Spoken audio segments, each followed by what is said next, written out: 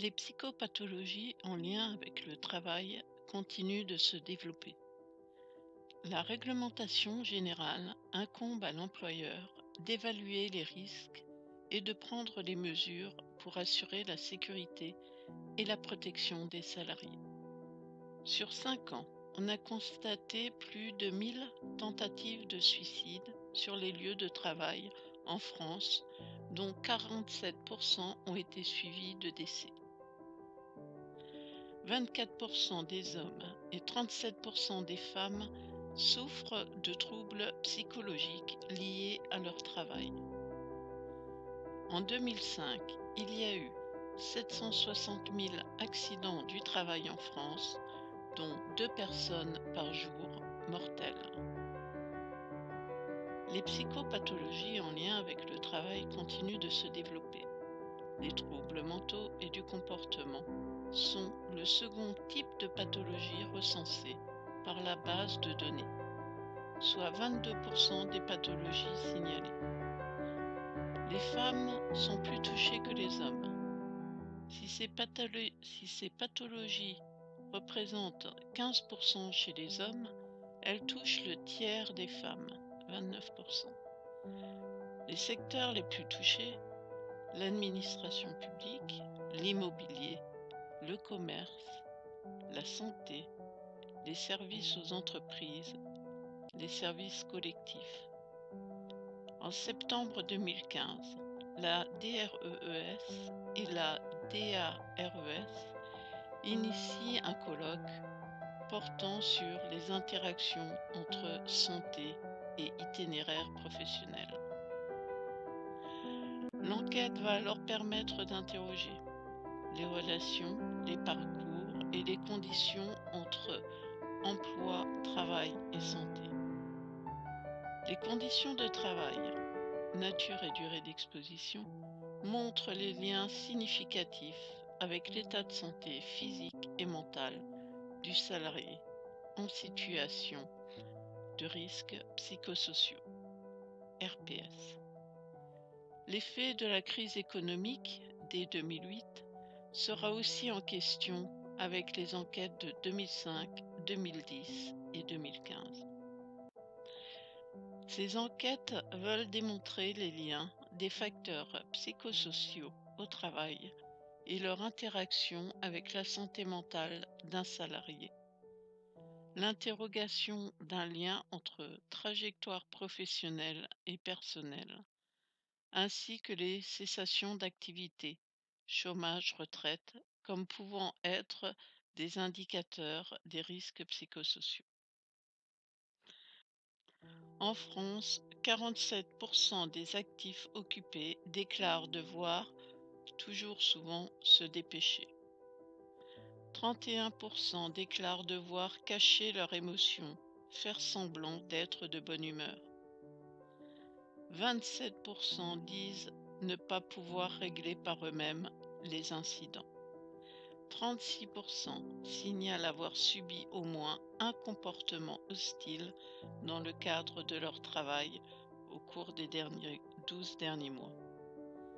33% disent ne pas éprouver la fierté du travail bien fait. 24% craignent de perdre leur emploi. 80% des maladies professionnelles ne seraient pas reconnues. La psychiatrie du travail est questionnée dès l'après-guerre jusqu'en 1960. 2 écoles se sont distinguées: l'école Louis Le Guillon et l'école de Paul Sivaldon et Claude Veil. Dans la première, le travail est le seul à provoquer des maladies, laissant peu de place au rapport de la personnalité, des principes et des désirs du travailleur. L'information prime face à l'action de prévention au travail.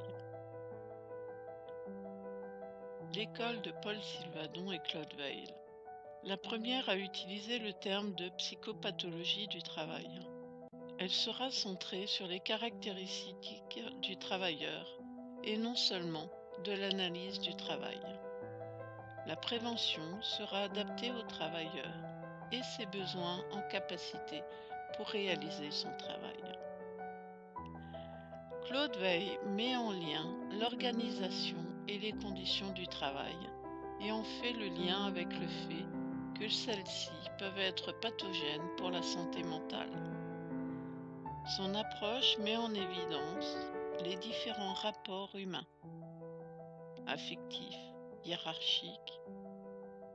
En 1993, l'appellation psychopathologie du travail est abandonnée pour l'appellation de psychodynamique du travail. La mobilisation coordonnée des hommes et des femmes face à ce qui n'est pas prévu par la prescription, face à ce qui n'est pas donné par l'organisation du travail. Il y en découlera des concepts et une méthodologie spécifique à la psychodynamique du travail.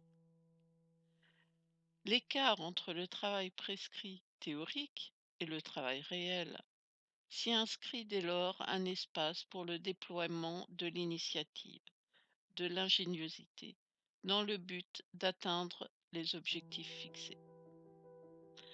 La souffrance au travail trouvera son origine dans la différence entre le travail prescrit et le travail réel, car c'est une différence structurelle au point qu'il n'est pas de travail qui ne comporte à son origine une déception. Au XXe siècle, l'évolution de la pénibilité physique devenant moindre en alerte, car pouvant être quantifiés et évalués, les maux de stress et maux émotionnels émergent jusqu'à devenir priorité publique.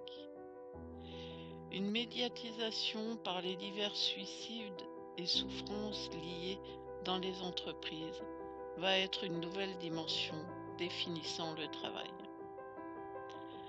Désormais nommées comme pathologies de surcharge, les pathologies en lien à l'organisation du travail sont classifiées. Surcharge du fonctionnement psychologique, surcharge du fonctionnement pulsionnel, surcharge du fonctionnement organique. Les nouvelles pathologies en lien à l'organisation du travail d'aujourd'hui. La souffrance au travail a été définie par l'Agence nationale d'amélioration des conditions de travail, ANAC, en 2005 comme, je cite, une dépression réactionnelle professionnelle en lien avec les contraintes organisationnelles et sociales de l'entreprise, souvent déclenchée en réaction à des comportements identifiables de collègues ou de supérieurs hiérarchiques. La conviction que le niveau atteint de dégradation ne peut plus évoluer positivement marque l'entrée dans la souffrance.